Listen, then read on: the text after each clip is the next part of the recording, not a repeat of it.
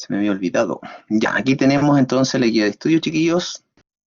Vamos a trabajar con respecto a esto ahora, viendo las dudas. A ver, veamos esa pregunta de Benzo. Aquí está, a ver, veamos lo que dice. ¿Qué tipo de transporte permite que se movilicen las moléculas gaseosas que se muestran en la imagen? ¿Por qué no puede ser de otro tipo de transporte? Ya, entonces, vamos viendo en la primera parte. De esto tenemos aquí un alveolo, ¿cierto? Tenemos un vaso sanguíneo, los eritrocitos, y tenemos el paso de oxígeno desde el alveolo hacia el interior del vaso sanguíneo. Ya. ¿Por qué no puede ser de otro tipo de transporte? La concentración de oxígeno es mayor en el alveolo, ¿cierto? Inspiramos, vamos a tener oxígeno, y ese oxígeno tiene que pasar por difusión simple a través del tejido del alveolo y pasar al interior del eritrocito. ¿Por qué difusión simple? Porque es mayor la concentración aquí en el alveolo con respecto al interior del eritrocito. Ahora, el oxígeno es una molécula pequeña que no está cargada, por lo tanto puede atravesar la capa lipídica, puede atravesar la membrana del eritrocito sin problema, no está cargada y por lo tanto puede atravesarla, ¿ya? Y en el caso contrario, el CO2, que va en mayor concentración aquí en el plasma sanguíneo, aquí lo podemos observar, difunde hacia el alveolo también a favor de gradiente de concentración. CO2 puede atravesar la bicapa lipídica también, ¿ya? Todo depende del gradiente de concentración. Si, um, si fuera menor la concentración de CO2 aquí y mayor acá, y el CO2 tuviera que salir, ahí ocuparía un sistema de transporte activo, ¿ya? ¿Vamos? A ver acá. ¿Más dudas? Amparo, el canal iónico solo transporta iones. Claro, los canales iónicos son específicos. Hay canales también para agua, canales acuosos. Las acuaporinas, recuerden que pueden movilizar agua. Son canales específicos para agua, ¿ya? A ver, ¿qué le pasó a esta célula? ¿Qué fenómeno está ocurriendo aquí? Esta es una célula vegetal donde podemos observar que el citoplasma está retraído en el centro junto con los cloroplastos.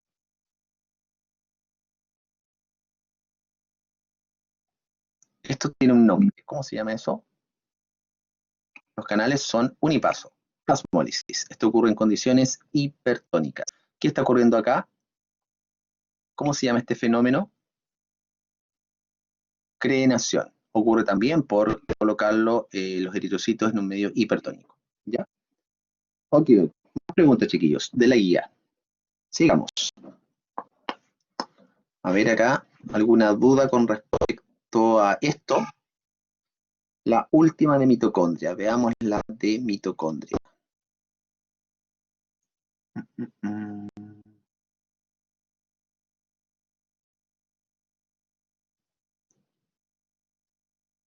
Va, ¿cómo está mitocondria?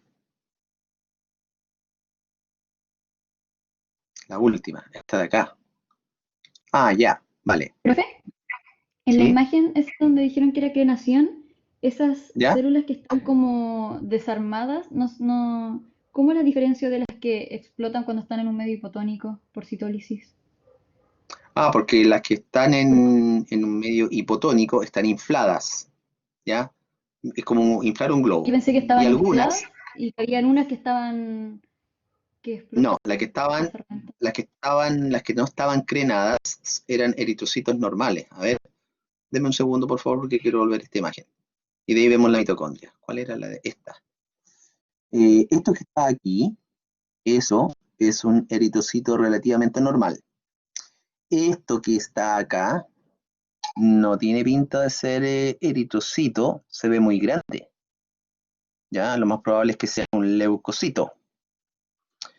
Ya, esta que está aquí, no, perdón.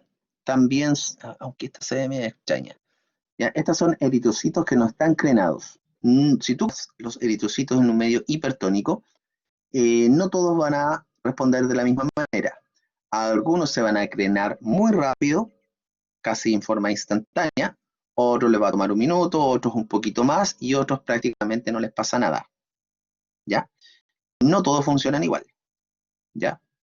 Estos que están aquí, justo marcados flecha negra, estos están completamente crenados. Ese que está ahí, ese que está ahí, eso que está ahí. Se ve como una estrella. ¿Ya? Eso quiere decir que están completamente deshidratados. ¿Ya? Aquí plasmólisis, porque esta es una célula vegetal. ¿Ya? Y en la célula vegetal, Patricio, cuando hay deshidratación se habla de plasmólisis y no de crenación. No, esto no es turgencia. ¿Ya? Aquí todo el citoplasma y los cloroplastos están en el centro. Y hay una gran masa acuosa en el centro. Si fuera turgencia, los cloroplastos estarían distribuidos en forma homogénea por todo el volumen del citoplasma. ¿Ya? Constanza.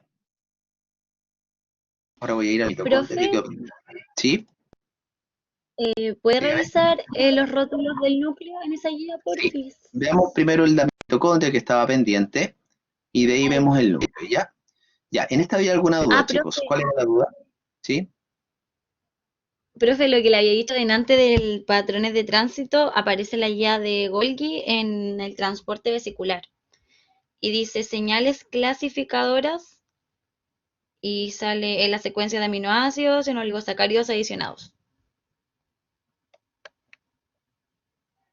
No me acuerdo el contexto, ahí lo voy a revisar, ¿ya?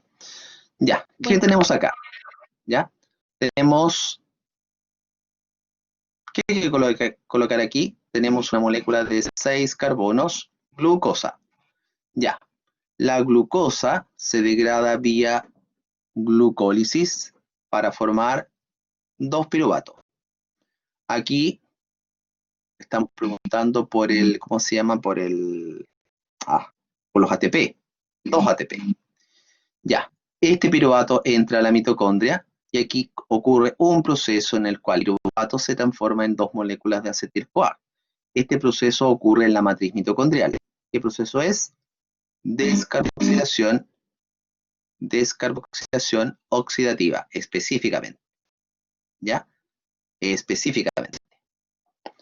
Después, ¿qué tenemos? La descarboxilación oxidativa forma 2 moléculas de acetil-CoA, entran al ciclo de Krebs, se forman 4CO2, 2 ATP, 2 FATH2 y 6 NADH. ¿Por qué? Porque entran 2 moléculas de acetil-CoA, por lo tanto 6 NADH. ¿Qué tenemos acá? El FATH2, algo hacia aquí, los 2 NADH de acá también, y los 2 NADH de la glucólisis también aportan a esto. ¿Qué será esto?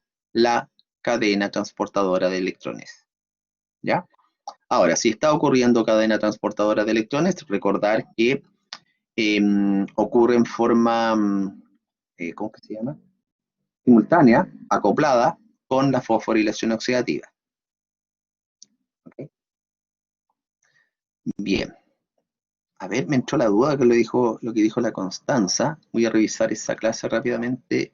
¿A qué se refiere esos patrones de tránsito? A ver. Citas que Golgi. ¿En cuál diapo específicamente? ¿En cuál diapo específicamente? ¿En funciones? Para explicarles eso. La 10. A ver, 8, 9, 10. Transporte vesicular.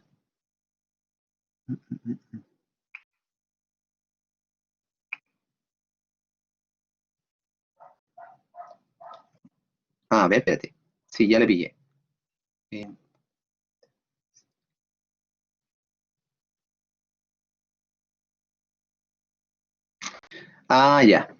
Ya. Estos patrones de tránsito se refiere a señales específicas que llevan las proteínas, como péptidos señales. ¿Ya?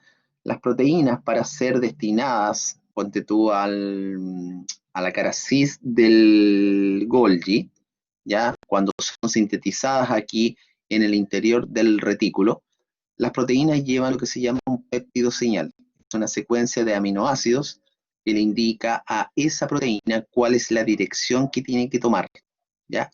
Y por lo tanto, cuál es la secuencia de procesos en la maduración que va a tener dentro del Golgi, ¿ya? Eso marca un patrón de tránsito en las secuencias de aminoácidos o también en los oligosacáridos adicionados.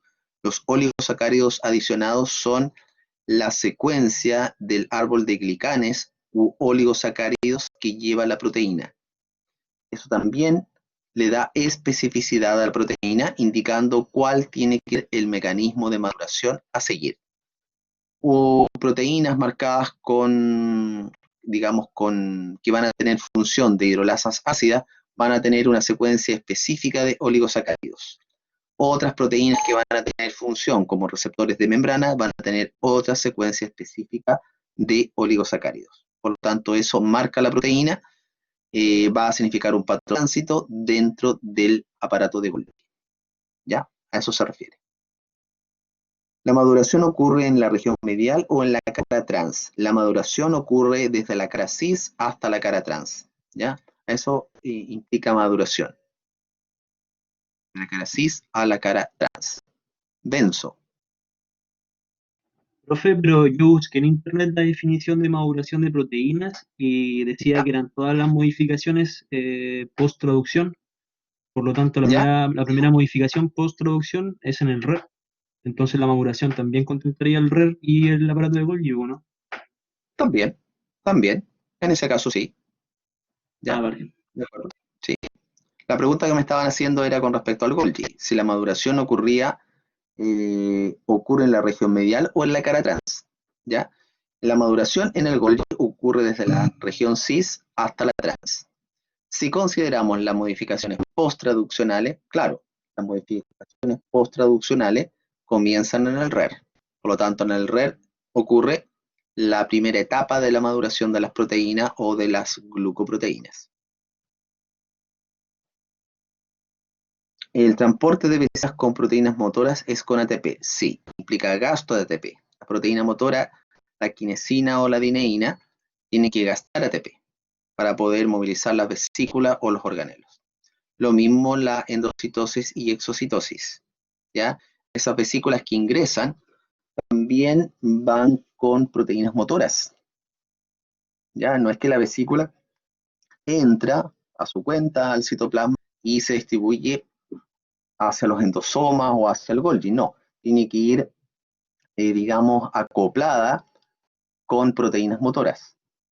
Estas gastan ATP, van caminando o avanzando por los microtúbulos y llevan hacia el interior o hacia el exterior la vesícula cargada. ¿Ya? A ver, aquí había otra cosita que quería preguntarle. El endosoma tardío es el que va de vuelta a la membrana con los receptores. El endosoma tardío no. El endosoma tardío no va de vuelta a la membrana. ¿Ya? El endosoma temprano se forma a partir de vesículas endocíticas. ¿Ya? Ese es el endosoma temprano. Después, los receptores son reciclados. Cuando el endosoma temprano ha reciclado sus receptores, los receptores van de vuelta a la membrana. El endosoma temprano se transforma en un endosoma tardío. Al endosoma tardío se fusionan los lisosomas primarios que salieron de la cara trans del Golgi. ¿Ya? Y ahí comienza la digestión intracelular. Ahora, los receptores de las hidrolasas lisosomales son reciclados y enviados de vuelta a la cara trans del Golgi. Y en el endosoma tardío ya está avanzando la digestión intracelular. Y ahora se habla de un lisosoma secundario cuando la digestión es prácticamente en todo el volumen de la vesícula. Y ahí los nutrientes pasan a través de la membrana hacia el citosol. ¿Ya? Creo que es en la formación del túbulo. Claro, en la formación de ese túbulo, que se forma a partir del endosoma temprano, ahí se reciclan los receptores y ahí van de vuelta a la membrana plasmática. ¿Ya? Recordar que la endocitosis puede ser por fagocitosis, por pinocitosis o mediada por receptor. A ver, sí, Benzo. Profe, la diferencia entre pinocitosis y mediada por receptor solamente es el receptor. El receptor, y el receptor es específico, ¿ya? En Ya. cambio, la pinocitosis lo que ingresa son fluidos orgánicos, y en esos fluidos pueden venir carbohidratos, pueden venir lípidos, pueden venir algunas proteínas, ¿ya? Es más inespecífica la pinocitosis. En Ah, cambio, ok. la mediada por receptor es específica, porque ese receptor reconoce una proteína específica o puede reconocer, qué sé yo, un lípido específico, ¿ya? Voy a explicar la pregunta 3 de la parte de Golgi, por fin. ¿En qué página, Constanza? Golgi, aquí aparece. 2, 3, ¿esta?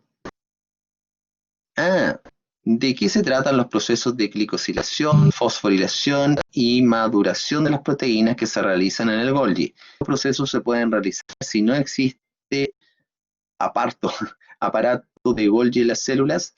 Claro, la glicosilación ya partió en el RER. También hay nuevas glicosilaciones en el Golgi. Glicosilar quiere decir agregar monosacáridos o agregar oligosacáridos a aminoácidos específicos en la proteína que está madurando. La fosforilación implica agregar fosfatos a la proteína que está en proceso de maduración, ¿ya? Los fosfatos pueden marcar algunas proteínas y obviamente darle cierta especificidad a la proteína, la cual va a requerir algunos procesos, digamos, puntuales específicos que la van a marcar para su destino final. Y la maduración, como ya mencionamos anteriormente, la maduración se refiere a todos los procesos. Maduración es un concepto más general, incluye tanto a la glicosilación, fosforilación, oligomerización, proteólisis, sulfatación de las proteínas, ¿ya? O de las glucoproteínas. Los lípidos también sufren procesos de maduración cuando pasan desde el REL al Golgi. En el citosol no se produce glicosilación en las proteínas. Muy buena pregunta. No tengo respuesta. No te sabría responder eso específicamente, Benzo. ¿Ya? Ay, se ríe más encima, ¿eh? Ja, ja, ja, me pone. O si quieres todo. Ahora yo te voy a poner jaja, mira. Y con mayúsculas. Ese tema de la glicosilación es muy particular, ¿ya? Porque depende de enzimas. No es que llegue y se pueda glicosilar digamos, la proteína. Va a depender si hay membranas cerca y que estén las enzimas correspondientes, ¿ya? Así como a la rápida yo me atrevería a decir que no, porque los oligosacáridos que están en las membranas están orientados hacia el lumen de los compartimentos membranosos, no están por la cara citosólica. Entonces, tratar de glicosilar una proteína que se ha sintetizado en los ribosomas libres, lo veo más complicado desde el punto de vista estructural. Aunque dentro de la célula muchas cosas pueden ocurrir. Hay muchas cosas que están ocurriendo y que todavía no hemos descubierto. Bien, más preguntas.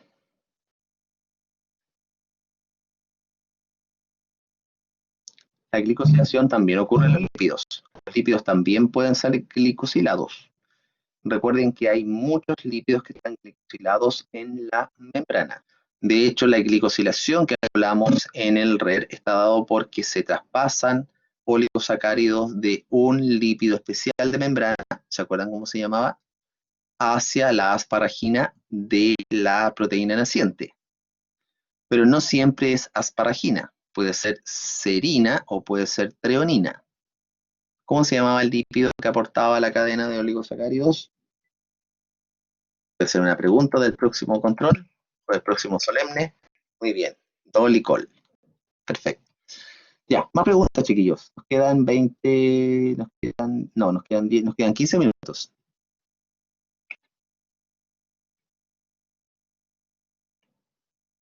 ¿A qué se refiere con que la molécula está involucrada en el transporte activo? ¿En qué contexto?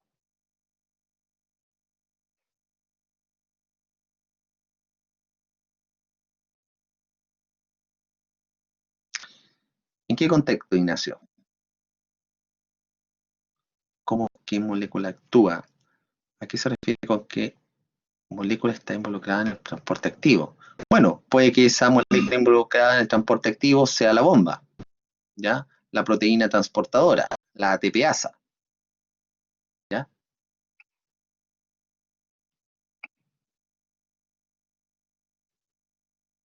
Da lo mismo, polirribosoma o polisoma es lo mismo.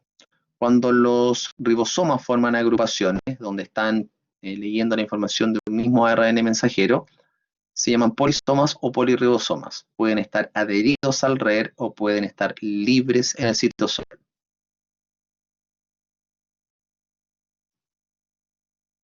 Las dos son chaperonas, calnexina y calreticulina, ¿ya? Una trabaja a nivel del lumen del RER, esa es la calreticulina, y la otra es una proteína chaperona integral que está unida a la membrana del RER, esa es la calnexina. Las dos tienen la misma función, plegar proteínas que han sido translocadas desde la cara citosólica al interior del RER, ¿ya?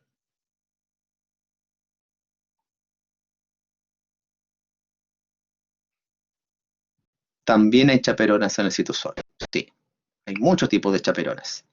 Hay en el citosol, hay en el RER, hay en el interior de las mitocondrias, eh, están muy difundidas y son muchos tipos de chaperonas. La N-glicosilación empieza en el RER, claro, y siguen ocurriendo N-glicosilaciones en el Golgi.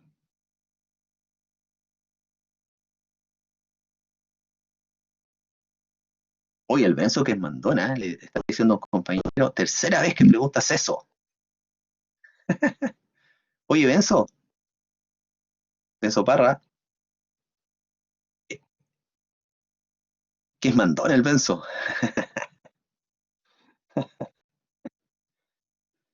Ya, anda intenso el Benzo, anda power, anda súper proactivo. Ya, bien, está bien eso. Ya, ¿qué más, chiquillos? A ver, otra pregunta importante de Profe, aquí. Veamos, dígame. sustancias, los contenidos que se liberan por la vía secretora regulada, ¿Ya? ¿podrían ser solamente por exocitosis o podría pasar también esas moléculas por un canal iónico? Por un canal iónico. No, no pasan por canales iónicos. Son liberadas vía exocitosis. ¿Ya?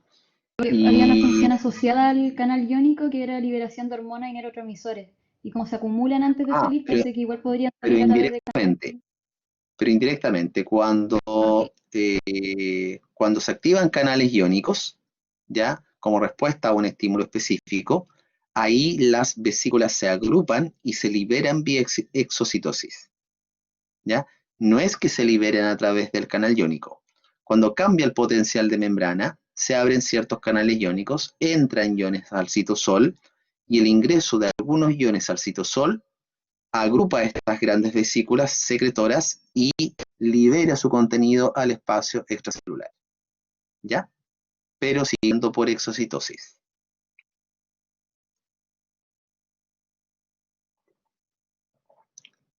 Bárbara, profe, yo que usted, punto suspensivo. ¿A qué se refiere Bárbara con yo que?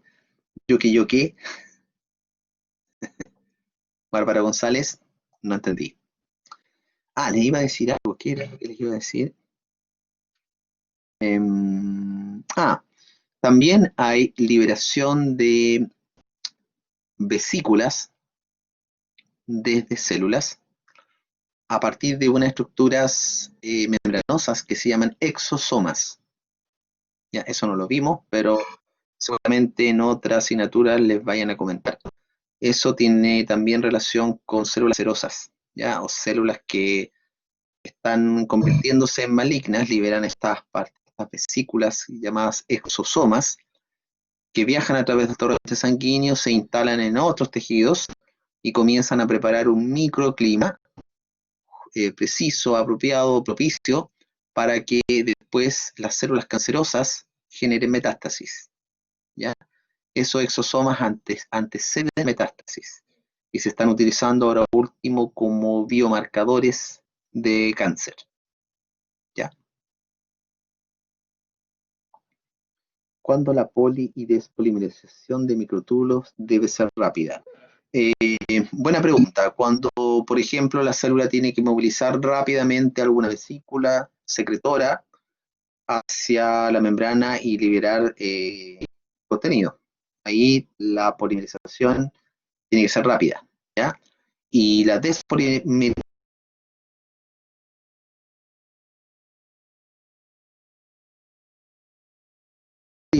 otro microtubo al lado, que a lo mejor ese otro microtúbulo que está más allá también está movilizando una vesícula hacia la membrana, ¿ya?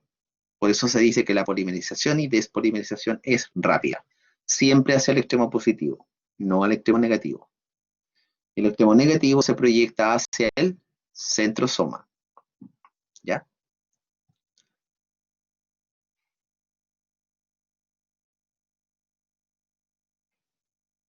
¿Cuál tiene anotada, Sofía?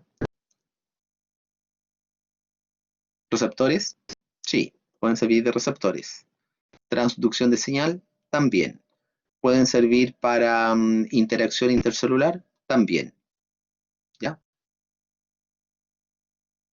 Esas son funciones de las glucoproteínas.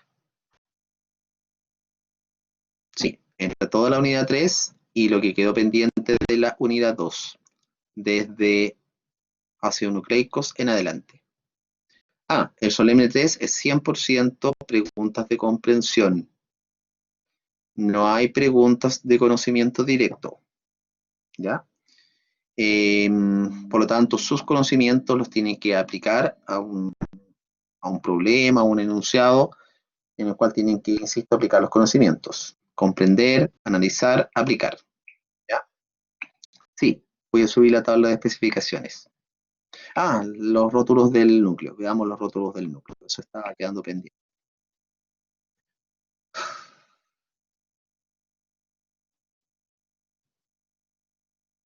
Ya, veamos. A ver si de momento. Ahí. Ya, tenemos, número 1, ojo biológico. ¿Qué estoy indicando ahí? Aliagne.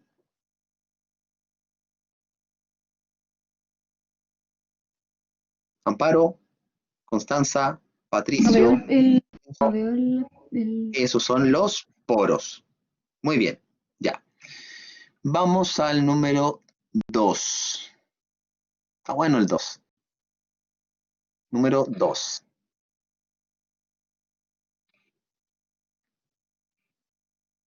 Lámina. Lámina basal. Respuesta específica, respuesta de bachillerato, respuesta sección 301. Lámina nuclear, la cual está formada por microtúbulos, filamentos intermedios o microfilamentos. Don Carlos Casas Cordero tenía una profesora de biología de apellido Casas Cordero, ahora me acordé, debe ser pariente tuya, Carlos. ¿Cómo se llamaba ella? Norma Casas Cordero, una profesora de biología. Filamentos intermedios, totalmente de acuerdo. La lámina nuclear está formada por laminofilamentos o un tipo de filamento intermedio. Número 3, ¿qué será el 3?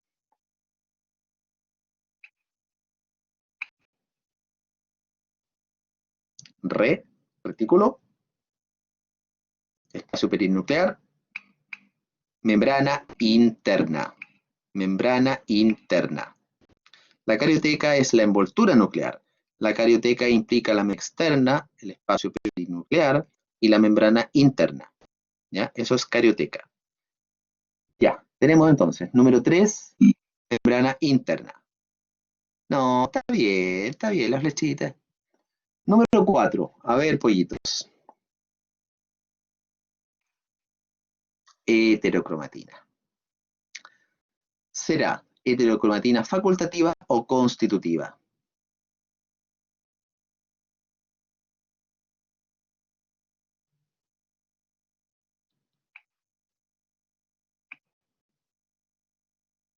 ¿Por qué constitutiva y no facultativa?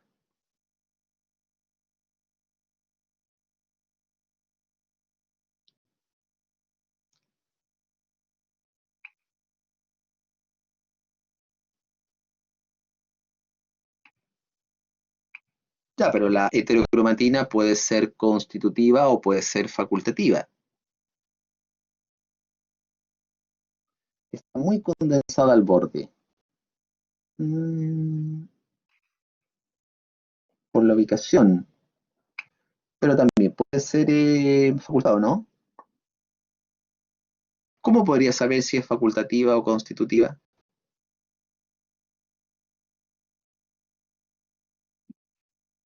Por el color. El color me diferencia entre heterocromatina y eucromatina. La heterocromatina es oscura, compacta. La eucromatina, número 5, es clara. Pero aquí, ¿cómo podría distinguir entre constitutiva y facultativa? Buena pregunta, ¿eh? Ya, número 6. ¿Qué será esto? ¿Qué será este gránulo que está aquí? El nucleolo. Nucleolo. Ya, es oscuro, es más, se ve como más compacto. Por lo tanto, aquí, ¿hay transcripción o no hay transcripción?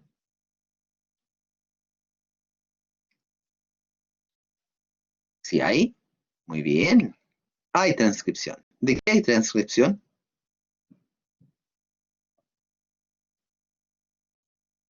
ARN mensajero, danger, ARN ribosomal. Ok, muy bien. Ya, ¿qué tenemos aquí? Don cloroplasto. No se puede distinción, ya, hay que marcarla, ya, con algún colorante, ya, para poder distinguir si es constitutiva o facultativa. La única manera, ya. Em, Quería dejarlos con la duda, sí, para que pensaran, para que buscaran, porque el que busca, pollitos, siempre encuentra.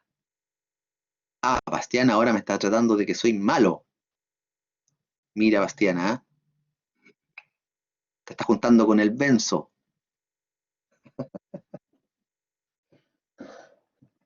Es diabólico. Oye, Bastián Salgado, te está ahí pasando, ¿ah? ¿Cuánto calzáis ahora, Sebastián Salgado? Es decir, estás calzando más que el año pasado. El año pasado calzabas como 47, ahora estás calzando como 49, 50. Ya. em, a ver, tengo una pregunta de comprensión. Em, sí, 3 minutos. Si tenemos una planta en un macetero y la dejamos en condiciones de completa oscuridad varios días, ¿qué le va a pasar a la planta?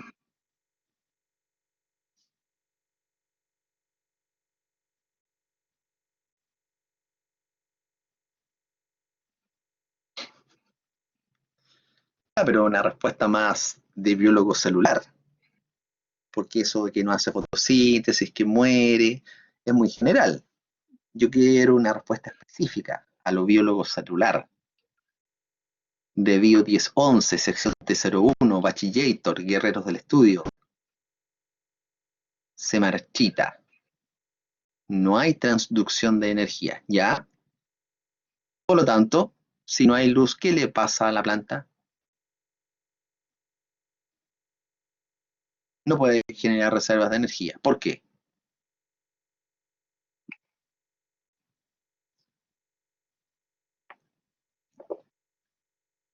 también no libera oxígeno. ¿Pero por qué muere la planta?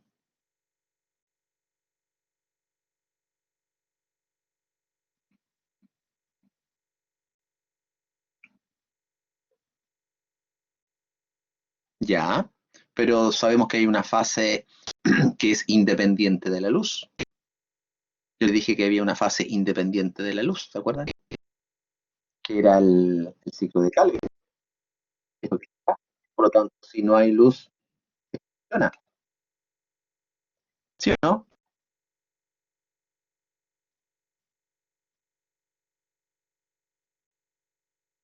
Faltarían los Todavía productos de la fase dependiente de la luz y no se podría iniciar la fase independiente. perfecto. Por lo tanto, si no hay luz, no se van a generar estos productos. Y al principio, claro, la planta no es que vaya a morir de un día para otro. Va a empezar a ocupar las reservas de ATP y de NADPH que tenía para seguir realizando la fase independiente. Pero lentamente esto va a ir en desmedro de su crecimiento, porque no va a generar azúcares, porque ya se acabaron estas reservas, porque no hay luz. Por lo tanto, lentamente no va a generar azúcares y va a morir. ¿Ya? Bien, es la hora. 15:35. Ya, pollitos. Entren al control, concentración, no se pongan nerviosos y que les vaya muy bien. ¿Ya? Bye bye. Justo se cortó. Ya, cuídense, les vaya muy bien. Bye bye. Tiene mi bendición.